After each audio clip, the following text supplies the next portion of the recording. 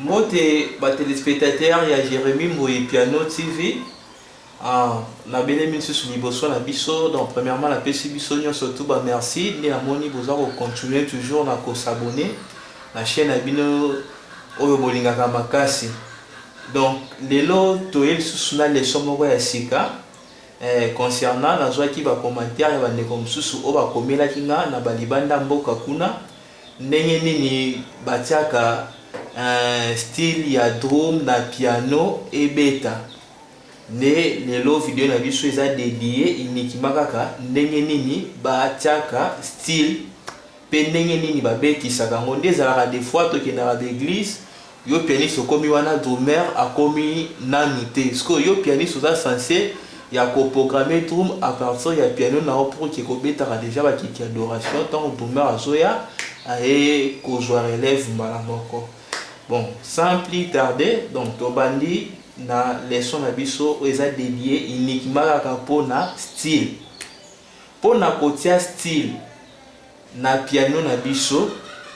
toko fina na bouton o bakomi style. Net na piano na biso oyo bouton o bakomi style. Toye to fini na bouton o bakomi style.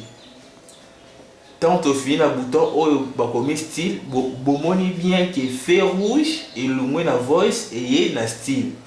Cela veut dire que to côté siko na rangé ya style. Pour la confirmation pe na tableau de bord na biso awa to komona que et boîte biso na rangé ya style P001 oyo eza code ya style oyo to tie déjà.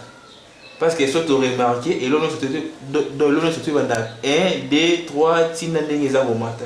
Parce que comme tu es na style, c'est pour cela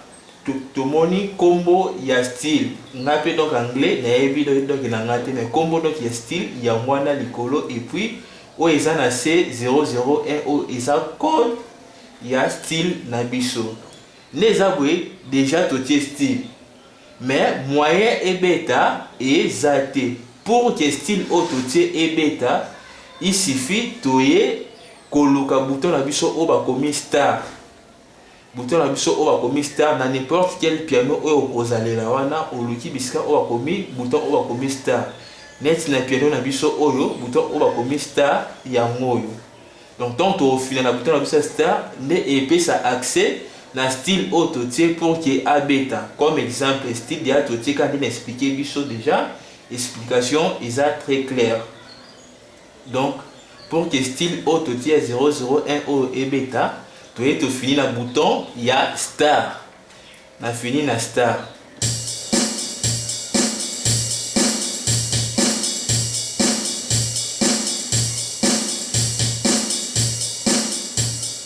Quand on a fini la star, il y a style autotie, ndenge azo bêta. Donc ce qui Brit rock, ce qui Brit rock, bino batboyebi ba anglais. Donc style wana yangwana. Pour que to kata style na biso, to fina pe kaka na bouton o ba komi star. Bino mo boyoki ndenge e kati.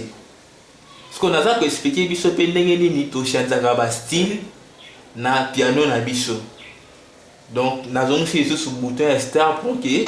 style na biso donc ezala donc ezobeta mais aussi longtemps tozo changer ba style na biso na piano parce que piano déjà boy ezana tous les styles auto luka mokili to mona ngo awa na fini star na biso et puis pour la kobanda ko changer ba son na biso donc il y a style to wana ko na please donc please cela veut dire comment donc son a fini na please awa boyoka pe style à changer mbala moko na fini na plus donc et puis na tableau de bord na biso a to mona pe code et changer et comme 00D et puis na combo ya style et changer na fini na plus na biso pour na changer style na fini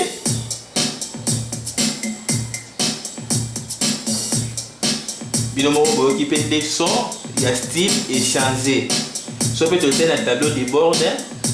code na biso pe ya style échangé et puis na combo ya style échangé viki ba oyo ezobima awa likolo awa donc eza combo ya style ba oyo ezobima na se eza ba code ya style. Donc na changer le style bon la tableau de bord et comme à 003 et puis son ya style échangé. Binomo bozo kandenge façon et style ils ont changé donc code il y a style na biso o eza 003 comme il y a son na biso o eza so qui peut cool 8 bits. Voilà na changer les sous style donc on changer toujours na plus son na biso comme biso qui et puis 8 bits donc code na ya 004 binomo pe bo qui prend son il y a style et chansamé. Nous allons continuer toujours procéder. Donc les arrêtés tout le temps à style au bossa nova au bunaboué. Donc il y aura une pause à ma classe dans le chantier par style et puis au dans un tableau de bord na yo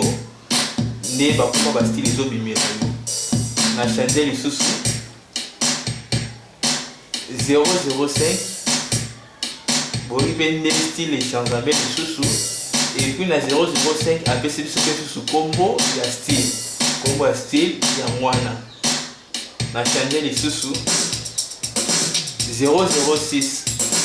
donc combo ya style ya 006 ya mwana puis boy so ni wana biso anglais point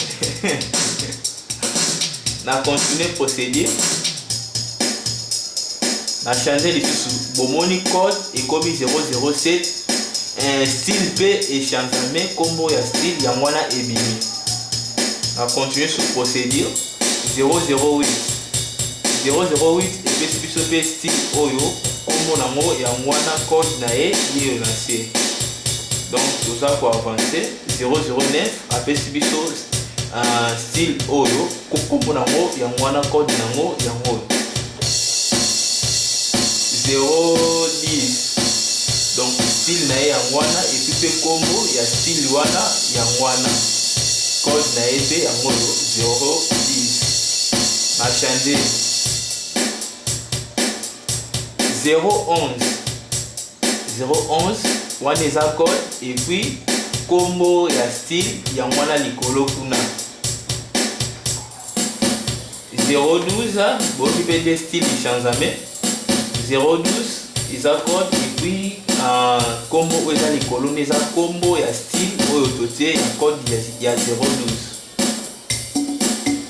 013 ndenge moko mpe oyo eza code 013 et oyo eza likolo eza combo ya style 014 eza code et puis 68 bits wana eza combo ya style na changer les sous 015 pour occuper style na ndenge ezobeta et puis combo ya style wana ya mwana tozokende 016 pour occuper style na ndenge ezobeta et puis combo ya style wana ya mwana likolo na tableau de bord na biso ya mwana ezolakisa 017 pour occuper style na ndenge azobeta et puis oyo aza likolo kuna aza combo ya style wana 018 ndenge moko pe kaka j'espère que vous comprendre déjà les stressés yango ezokende donc naza ko avancer mon banc pour que na koma na 024 na expliquer biso ndenge tokitisaka tempo ndenge ni tobansaka tempo 019 020 021 022 023 024 na style ya 024 oyo apesi biso kombo ya style oyo eza 16 bits 16 bits oyo yango ndenge te permettra biso tobeta bachanson ya baadoration nde ezalaka etumere aye nanu te siko mpona kokitisa tempo parce que tempo aza mwa vitesse vu ke bachanson adoration eza bachanson moko eza doux eza doux so mpona kokitisa tempo il faut oya na bouton oyo bakomi tempo na clavier na yo luka bouton oyo bakomi tempo neti na clavier na biso bouton na biso ya tempo yango tant au final tomona na tableau de bord pe au biso bisika oyo bakomi tempo na raja tempo tant au fini tempo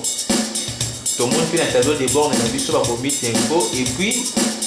118 oyo eza vitesse ya tempo na biso oyo ezaleli donc tu remarquez que la vitesse na biso aza likolo ko pona kokitisa vitesse to banda kokitisa vitesse na bouton oyo bakomi moins donc tant na finira moins bwana mwana na tableau de bord na biso pe ba nombre ezokende